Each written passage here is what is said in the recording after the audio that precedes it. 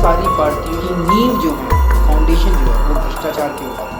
तो सबसे पहले तो इन पार्टियों के जो चंदे आते हैं उसको बिल्कुल ट्रांसपेरेंट होना चाहिए। हमारी रैली पे जो भी खर्चा होगा हम लोग अभी भी डालते हैं। पिछले 1.5 साल से इस आंदोलन को किसने कितना पैसा लिया हमारी वेबसाइट पे है। आज इस देश के अंदर एक वीआईपी कल्चर है। एक आदमी 300 एकड़ के वो बड़े बंगले में। दोस्तों नमस्कार। दोस्तों मेरा नाम है धर्मवीर जारवाल और ये है दिल्ली के मुख्यमंत्री अरविंद केजरीवाल। दोस्तों आज हमें इनका एक पुराना वीडियो मिल गया। वीडियो क्या था वो तो मुझे लगा कि एक आफत है। आफत कैसे मैं बताता हूँ। इस वीडियो ने अरविंद केजरीवाल की और इनकी पार्टी की लगभग तमाम पोलें खोल के रख दी हैं। इस वीडियो ने ये दिखाया है कि जो आम आदमी पार्टी ने जैसा कहा वैसा आज तक कुछ भी नहीं किया। ये मैं नहीं कह रहा हूँ, ये वीडियो इस बात का जीता जागता सबूत है। जैसे कि इस वीडियो के अंदर हम आपको जो वीडियो पूरा दिखाएंगे, पहले मैं आपको बता देता हूँ इस वीडियो के अंदर क्या है। इस वीडियो में केजरीवाल जी ने एक दावा किया है कि जितनी भी पॉलिटिकल पार्टी होती है, ये जितना भी चंदा लेती है, वो सारा चंदा का जो भी पैसा आता है वो करप्शन के थ्रू आता है। जितने भी लोग करप्शन करते हैं, 2 नंबर का पैसा आता है वो बड़ी बड़ी पार्टियों को चंदे के रूप में दे देती है और बाद में उन्हीं से अपने कुछ ना कुछ काम निकालते रहती है। इस वीडियो में ये बाकायदा केजरीवाल जी ने कहा और इन्होंने ये भी कहा है कि जिस भी पार्टी को जितना भी चंदा मिलता है उसकी डिटेल एक वेबसाइट पे होनी चाहिए, गूगल पे होनी चाहिए। दोस्तों हमने आम आदमी पार्टी की वेबसाइट है, इस वेबसाइट को पूरा खंगाला तसल्ली से, गूगल पे भी हमने सर्च करा, परंतु हमें कहीं पर भी अरविंद केजरीवाल की पार्टी को दिया गया चंदे का डिटेल कहीं नहीं मिली। इवन कि इनकी जो वेबसाइट है इस पे अगर आपको डोनेट करना है ना पैसा, तो डोनेट करने का तो ऑप्शन है, पर इस पूरी वेबसाइट के अंदर कहीं पर भी हमने ये नहीं देखा जहां ये चीज मेंशन की गई होगी कितने लोगों ने इनको चंदा दिया है। खैर ये हो सकता है कोई टेक्निकल इशू हो या पीछे से कोई ना कुछ गड़बड़ चल रही हो, तो फिलहाल ये डिटेल इनकी वेबसाइट पर अवेलेबल नहीं है, जो कि सीधा सीधा ये दिखाता है कि अरविंद केजरीवाल ने आम जनता के सामने कितना बड़ा झूठ बोला है। खैर दोस्तों दूसरी बात यह है कि अरविंद केजरीवाल शुरू से हमेशा ये बोलते आए हैं कि जब ये सत्ता में आएंगे तो वीआईपी कल्चर को बिल्कुल खत्म कर देंगे। और जैसा कि आप इस वीडियो में देख भी सकते हैं, इस वीडियो में बाकायदा केजरीवाल जी ने कहा था कि भैया ये इतने बड़े बड़े 3-3, 4-4 एकड़ के, 9-9 एकड़ के, 9-9 स्क्वायर फुट, 9-9 हज़ार स्क्वायर फुट के बंगले लेके लोग क्या करते हैं, जबकि रहना तो वही 2 कमरों में। तो ये इन लोगों ने बाकायदा इस बात की कसम भी खाई थी कि ये कोई भी सरकारी सुविधा नहीं लेंगे और सरकारी बंगले तो बिल्कुल भी नहीं लेंगे। परंतु आप खुद जानते हैं कि अभी कुछ दिन से ये मुद्दा गहराया हुआ है, जिसमें अरविंद केजरीवाल का जो बंगला है जिसपे सिर्फ 45 करोड़ रुपए उसके इंटीरियर पे खर्च करे गए हैं, उसको मॉडिफाई करने के लिए 45 करोड़ रुपए खर्च करे गए हैं, जबकि ये वैल्यू वाकई में बहुत बड़ी है। अगर मेरी बात माने तो 45 करोड़ रुपए में दिल्ली में वाकई में एक अच्छे स्कूल को बनाया जा सकता था। उसके अलावा बहुत सारे बेरोजगारों को रोजगार मिल सकता था इस 45 करोड़ रुपए में, पर नहीं, 45 करोड़ रुपए खर्च कर गए किस लिए? दिल्ली के मुख्यमंत्री के आवास के ऊपर। और ये वही मुख्यमंत्री जिन्होंने ये कहा था कि ये कभी बंगला नहीं लेंगे। उसके अलावा इनके एक बहुत चहेते नेता है श्रीमान राघव चड्ढा जी, जिनकी, हाँ बिल्कुल ये वही चड्ढा जी हैं जिनकी अभी परिणीति चोपड़ा के साथ शादी भी हुई है। इनका भी एक वीडियो वायरल हो रहा है जिसमें इन्होंने भी यही कहा था कि भैया मेरे को सरकारी बंगले वगैरह हम नहीं लेंगे, सरकारी सुविधा नहीं लेंगे। आज पटियाला हाउस कोर्ट ने अभी 20 अप्रैल को एक ऑर्डर करा, 18 अप्रैल को एक ऑर्डर दिया था जिसमें यह कहा गया था कि राघव चड्ढा के पास जो सरकारी बंगला उसको खाली कराया जाए। जिसके बाद बाकायदा इन्होंने एक प्रेस कॉन्फ्रेंस करी और इन्होंने बोला कि मेरे से जबरदस्ती बंगला छीना जा रहा है। उसके बाद इन्होंने हाई कोर्ट की ओर रुख करा। इन्होंने कहा कि अपने बंगले को बचाने के लिए ये हाई कोर्ट तक गए। मतलब इनको सारे वीआईपी कल्चर चाहिए, सारी वीआईपी सुविधाएं चाहिए, बंगला चाहिए, लाल बत्ती वाली गाड़ी भी चाहिए, ठीक है, सारी सुख सुविधाएं चाहिए। अब ये मिनिस्टर बन गए क्योंकि सरकार इनकी है, तो अभी इन्होंने पहले जो भी कुछ बोला ना वो सब ये लोग भूल चुके हैं। अब इनको बंगला भी चाहिए, बंगला नहीं मिल रहा तो उसके लिए लड़ने को भी तैयार है, ये कोर्ट भी जाने को तैयार है, सब कुछ करने को तैयार है। तो दोस्तों ये दिल्ली की जनता के लिए एक सबक है कि कोई जो आम आदमी पार्टी कहती थी ना कि हम ये आम आदमी की पार्टी है, अब ये आम आदमी की पार्टी नहीं रह गई है। ये आम आदमी के पैसा लेके अब ये वीआईपी बन गए हैं। 45 करोड़ रुपए इन्होंने अपने बंगले के मॉडिफाई में लगा दिए हैं, उसके इंटीरियर में खर्च करें, जबकि इस 45 करोड़ रुपए में दिल्ली के कितने ही लोगों का भला हो सकता था दोस्तों।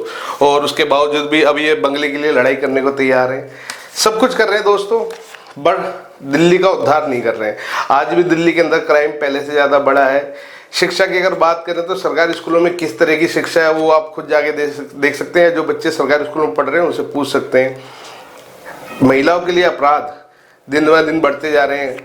दिल्ली के अंदर पिछले 7-8 साल के अंदर रोडों के ऊपर गैंगवार होने लग गई जो पहले कभी नहीं देखी गई थी। तो इस तरह के अपराध अब दिल्ली में बढ़ते चले जा रहे हैं और इन सब चीज़ों के लिए हमारी केजरीवाल सरकार बिल्कुल खामोश है। रही बेरोजगारी की बात, तो दिल्ली में कितने ऐसे लोग हैं जिनको आज तक सरकारी नौकरी मिली है। जब से मैंने देखा है मुझे तो नहीं लगता कि किसी, इवन कि मैं जहाँ रहता हूँ हमारे ब्लॉक में भी गिनी चुने लोग हैं जो सरकारी नौकरी कर रहे हैं। पर अभी नई जो जनरेशन है उनमें मैंने आज तक कोई ऐसा बच्चा नहीं देखा जिसको सरकारी नौकरी मिली हो। अगर लगी भी है ना कहीं सरकारी नौकरी तो वो डीटीसी में लगी है, वो भी किसी कॉन्ट्रैक्टर के अंडर लगे हुए हैं ये लोग, तो या किसी हॉस्पिटल में किसी कॉन्ट्रैक्टर के अंडर है।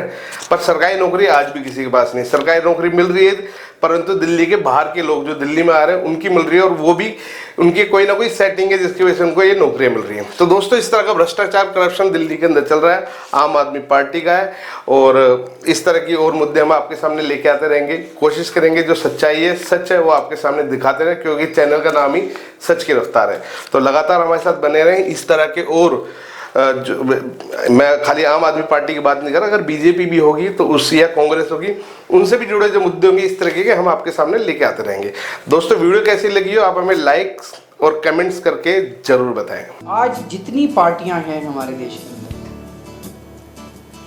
वो सारी की सारी पार्टियों की नींव जो है, फाउंडेशन जो है, वो भ्रष्टाचार के ऊपर है। भ्रष्ट है सारी की सारी पार्टियां, भ्रष्टाचार करती हैं, उसी से फिर वो चुनाव लड़ती हैं, सत्ता में आती हैं और भ्रष्टाचार करती हैं, फिर सत्ता से पैसा, पैसे से सत्ता, सत्ता से पैसा, पैसे से सत्ता, ये उनका पूरा फाउंडेशन है। तो सबसे पहले तो इन पार्टियों के जो चंदे आते हैं उसको बिल्कुल ट्रांसपेरेंट होने की ज़रूरत है। अभी देखने में आया कि ये बड़ी बड़ी पार्टियां, इन्होंने कोयला घोटाला जो हुआ, जिन जिन कंपनियों को कोयले का आवंटन किया गया उन सब कंपनियों ने इनको चंदा दे रखा है पार्टियों को। ये रिश्वत देने का तरीका है कि आप हमें ठेके दो, हम आपकी पार्टी को चंदा देंगे, आप हमें ठेके दो, हम आपकी पार्टी को चंदा देंगे। इस तरह से ये सत्ता में आते हैं। और जब इनसे कहो कि आप लिस्ट दो चंदे की, तो लिस्ट नहीं देते। इसीलिए ये आम आदमी पार्टी जो है, हमने तय किया है कि हफ्ते भर के अंदर,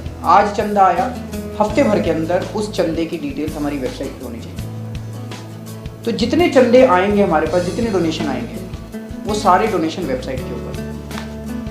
कई लोग आजकल आते हैं हमारे पास, कहते हैं जी आप बड़ा अच्छा काम कर रहे हो, हम आपको पैसा देना चाहते हैं, लेकिन आप हमारा नाम मत बताना क्योंकि सरकार हमें मारेगी। सरकार बहुत तंग कर रही है हम लोगों को, करती है, लेकिन हम उनको साफ साफ कह देते हैं कि भाई अगर चंदा देना है तो हम तो वेबसाइट पे नाम डालेंगे। आज़ादी की लड़ाई है ये। तो इसमें तो अगर सरकार कुछ करती है कुछ, तो वो तो भुगतना पड़ेगा। हम सब लोग चाहते हैं कि देश आज़ाद हो, भ्रष्टाचार से आज़ाद हो, व्यवस्था से आज़ाद हो, इस दूषित व्यवस्था से। तो एक तो ये कि जितने चंदे आएंगे उसको हम वेबसाइट पे डालेंगे, जितना खर्चा हम करेंगे, जो खर्चा होगा पार्टी का, वो भी हम वेबसाइट पे डालेंगे। जैसे आज पता चलता है राहुल गांधी सारा टाइम हेलीकॉप्टर में घूमते रहते हैं, उसका पैसा कौन देता है? कोई फ्री में देता है, उसका पैसा कहाँ से आता है? कितनी बार पूछा हमने कि भाई राहुल गांधी जी का हेलीकॉप्टर का पैसा कहाँ से आता है? बताते ही नहीं। हम बताएंगे।